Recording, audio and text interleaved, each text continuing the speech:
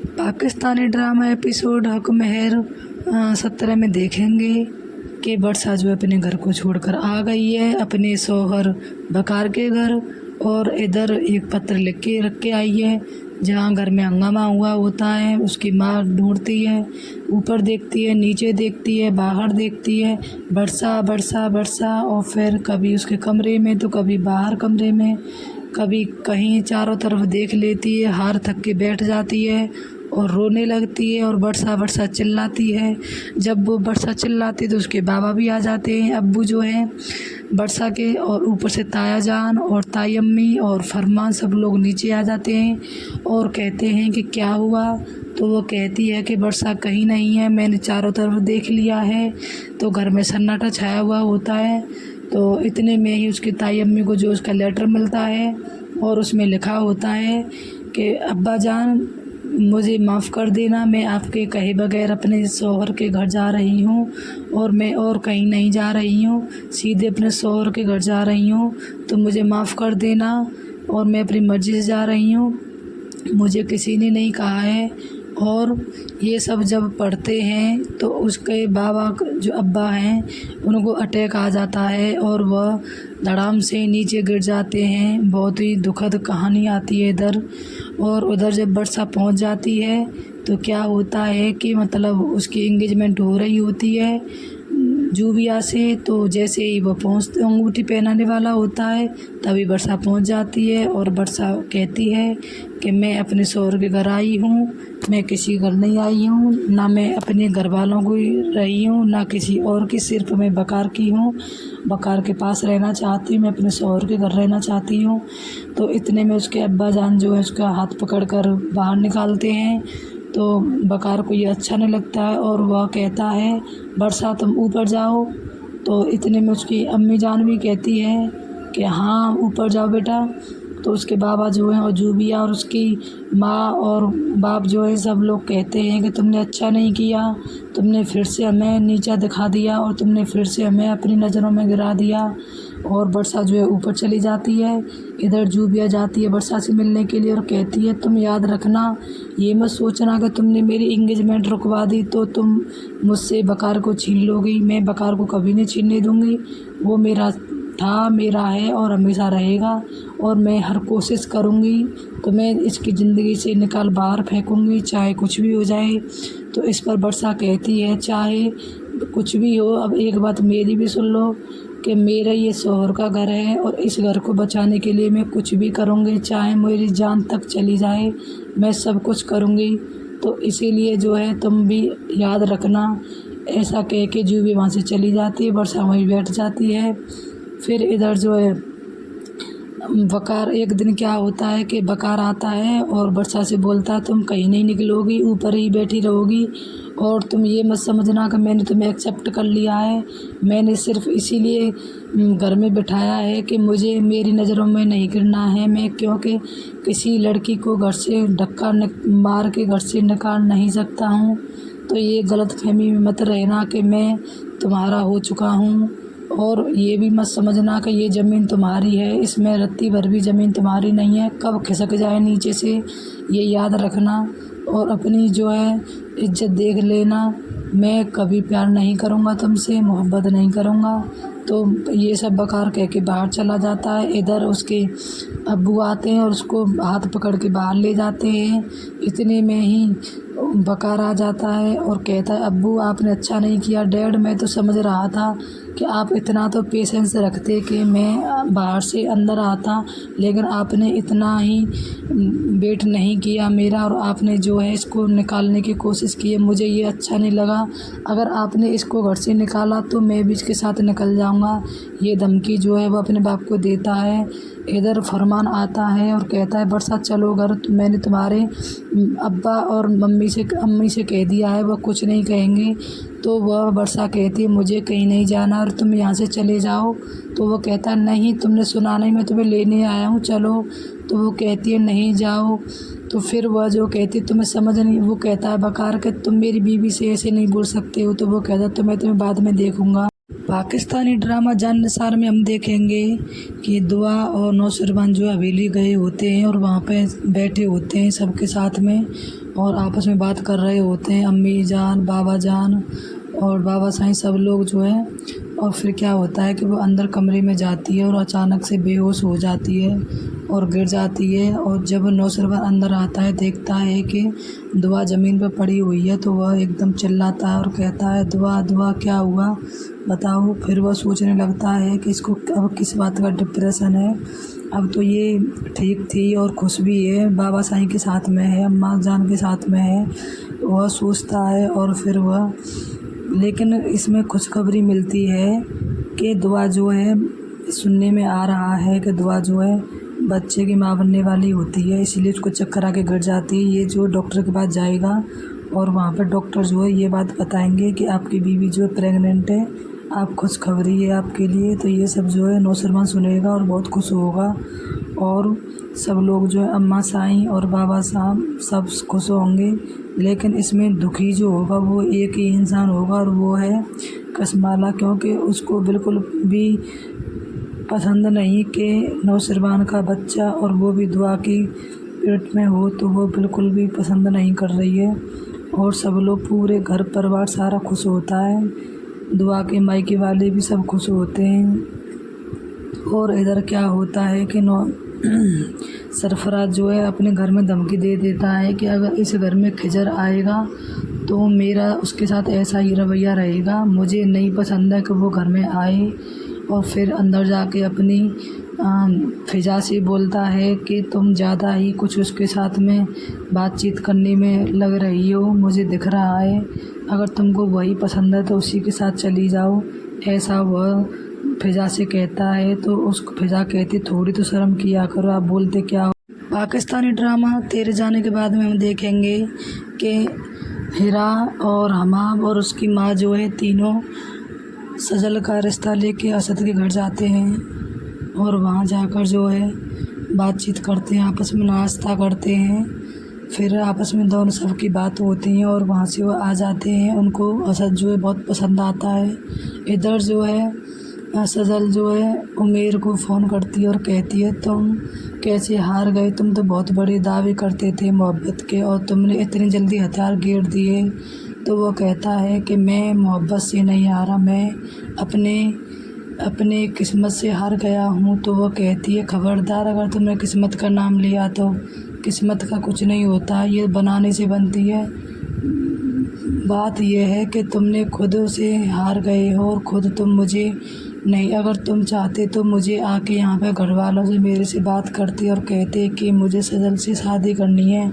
जब घर वालों ने एक बार मना कर दिया है तो दोबारा भी तो बोल सकते थे, लेकिन नहीं, तुम तो आए नहीं, तुम्हारा ईगो हर्ट होगा, इसीलिए तुमने अच्छा नहीं किया और मैं खुश नहीं रह पाऊँगी और ना ही तुम रह पाओगे, ये याद रखना। सजल जो ये सब कहती है। इधर असद कहता अपनी माँ से कि बात करो और उनसे बोलो कि शादी जल्दी कर दे 10 दिन के अंदर ही। तो उसकी माँ को बड़ा डर लगता है कि वह नहीं चाहती कि उसकी शादी जल्दी हो जाए, तो वह बहाने लगाती है। लेकिन वह कहता है मेरे सामने फ़ोन करो और उनसे बोलो कि जल्दी से जल्दी शादी कर लें।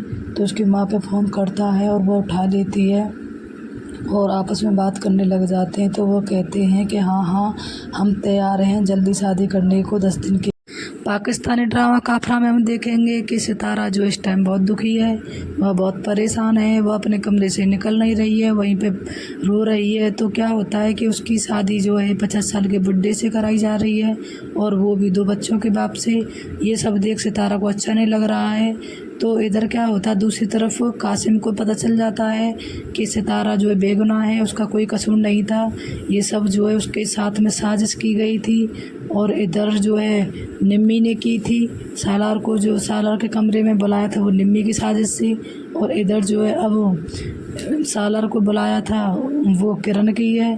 तो ये सब जो इसके बीच में सितारा को परेशान किया जा रहा है, ये सब कासिम जो समझ लेता है और वह अपनी मम्मा से कहता है कि तुम मुझे मेरी शादी करा दो सितारा से। तो उसकी माँ भी बोलती बेटा उसका तो करैक्टर लेस है। तो वह कहती है वह कहता है कि नहीं मम्मा, वो सारी बात बता देता है कि ये सब जो किया हुआ ये निम्मी का था, उसने ही उसको ट्रोल किया था और वह उसके पीछे पड़ गई थी क्योंकि सालार उसको पसंद करता था, उसको चिढ़ होती थी। इसी वजह से उसने बदला लेने के लिए जो है ये साजिश रची थी, जिससे कि सितारा सबकी नज़रों में गिर जाए और सालार की नज़र में भी गिर जाए और यह दोनों दूर हो जाएं। तो उसकी माँ की समझ में ये बात आ जाती है और वह दादी से कहती है कि सितारा जो है बहुत अच्छी लड़की है, उसके करैक्टर पे कोई दाग नहीं है, ये तो बस उस निम्मी का किया हुआ है। तो उसकी दादी कहती है बात कुछ भी हो जो भी हो, लेकिन तुमने सुना नहीं उसकी ताई अम्मी जो है कितनी सारी बात करती है इसके बारे में। तो वो कहती है कि आपको तो पता ही है कि उसकी ताई अम्मी शुरू से उसके साथ अच्छी नहीं रही है, तो अब क्या अच्छी रहेगी, अब तो उसको मौका और मिल गया था। तो ये सब जो है बात करते हैं। तो कासिम कहता है कि चलो निम्मी के घर चलते हैं और उसको बताते हैं कि वह कैसी है। तो वहाँ जाते हैं, निम्मी घर पे जाते हैं और वहाँ पे निम्मी बैठी होती है, उसकी माँ बैठी होती है और सलमान बैठा होता है। तो वह कहता है कि मैं जो है सितारा से शादी कर रहा हूँ। तो उसकी फूफी कहती है, निम्मी की माँ कहती है कि क्या है उस लड़की में, तुम्हें पता नहीं वो कैसी कितनी बिगड़ी हुई लड़की है और तुम उससे फिर भी शादी करना चाहते हो। तुम्हारी दादी तो कह रही थी कि तुम दागदार फल नहीं ले सकते थे अपनी माँ के लिए और दागदार लड़की लेने चले हो।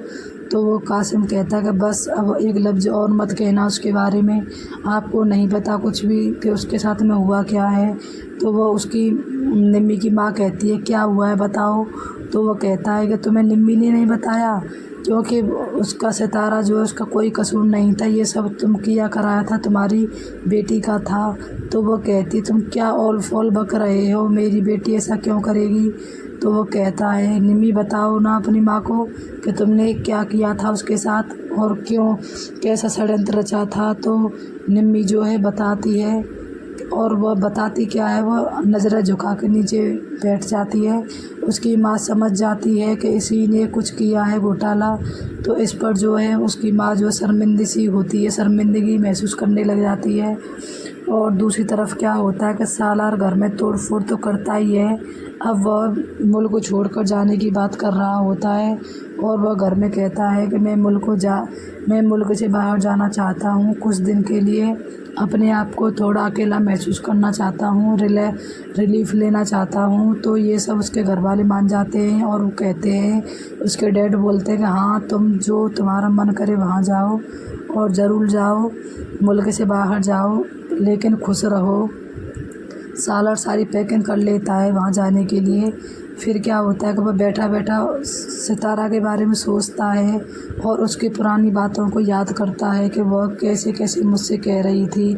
तो ये सब जो है उसका बहनोई आता है और कहता है कि इस घर में हंगामा तो होना ही है, क्योंकि जब लड़कियों को तुमने रिजेक्ट किया जब तुम नहीं थे, लेकिन अब तुम पाकिस्तानी ड्रामा काफरा में हम देखेंगे कि सितारा जो है स्कूल जाती है और वहाँ पे अपने फ्रेंड से बात करती है और वह उससे कहती है कि ये सब जो है निम्मी और किरण का किया धरा है जिसने मेरी ज़िंदगी ख़राब की है। तो उसके फ्रेंड कहती है कि तुम घर पे बोल क्यों नहीं देती हो कि ये निम्मी ने किया है और सितारा और वो किरण ने किया है। तो सितारा कहती है कि नहीं, मैं ये नहीं कह सकती हूँ क्योंकि सब लोग जानते हैं और मेरी कोई नहीं सुनेगा। तो ऐसा कह के वह घर आती है और घर पे क्या देखती है कि 4 लोग बैठे होते हैं और 50 साल का एक आदमी होता है जिसकी 2 बेटियां होती हैं और उसकी वाइफ जो है मर गई होती है। तो वो उसके शादी के लिए उसका रिश्ता आता है और उसकी ताई अम्मी जो है हंस हंस के उससे बात कर रही होती है और कहती है कि सितारा के लिए लड़का सही है। और वह कहता है, जैसे ही वो सितारा को देखता है तो कहता है कि ये मुझसे बहुत छोटी है, ये तो मेरे साइज़ की नहीं है। तो वो कहती है कि अरे इससे क्या फ़र्क पड़ता है, सब छोटे बड़े कुछ नहीं है, 2 साल के बाद में लड़कियां सब बड़ी हो जाती हैं और वैसे भी सही तो है तुम्हारे बच्चों के लिए, तुम्हें जवान लड़की की ज़रूरत है, बुढ़ापे में तो वह खुद ही सोएगी तो बच्चों की परवरिश क्या करेगी। ये सब बात कर रहे होते हैं तो सितारा देखती है और वह रोती है खड़े खड़े। फिर क्या होता है कि वह कहता है ठीक है, तो अगर आप इस रिश्ते के लिए मंजूर हो तो मैं कल अपनी बहन को लेकर आ जाऊंगा। तो वो कहते हैं ठीक है, मिठाई लेके आ जाना। फिर वह वहाँ से चला जाता है। इधर सितारा अपनी फ्रेंड से बात कर रही होती है और कहती है कि मेरे घर वाले जो हैं 50 साल के लड़के से मेरी शादी करा रहे हैं, वो भी 2 बच्चों का बाप है। तो वो कहती है पागल हो गई है क्या, तुझे समझ नहीं आता है कि तेरी ज़िंदगी के बारे में सब खेल रहे हैं, तू पागल क्यों हो रही है, घर वालों से बोल दे और मना कर दे कि मैं शादी नहीं करना चाहती हूँ।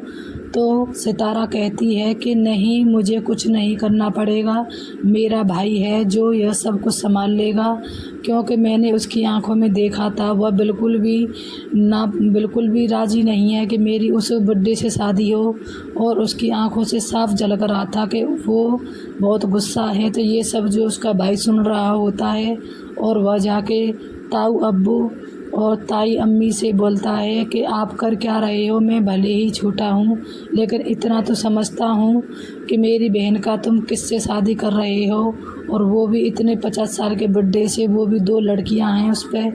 मैं ये शादी नहीं होने दूँगा, मैं अपनी बहन के साथ नाइंसाफ़ी नहीं होने दूँगा। ये सब जो है वह कहता है तो उसकी ताई की आंखें खुल जाती हैं, फट जाती हैं, और वह सोचती है कि ये बोल क्या रहा है।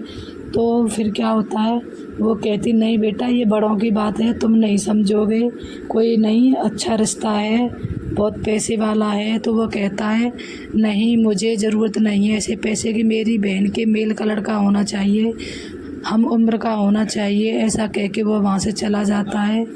और फिर वो सितारा से उसकी ताई अम्मी कहती है कि तुम इसको समझाओगी या मैं तुम्हारी फूफी को बुला के मिर्च मसाले सब लगवा के बतवाऊँ कि आखिर में हम ये रिश्ता कर क्यों रहे हैं।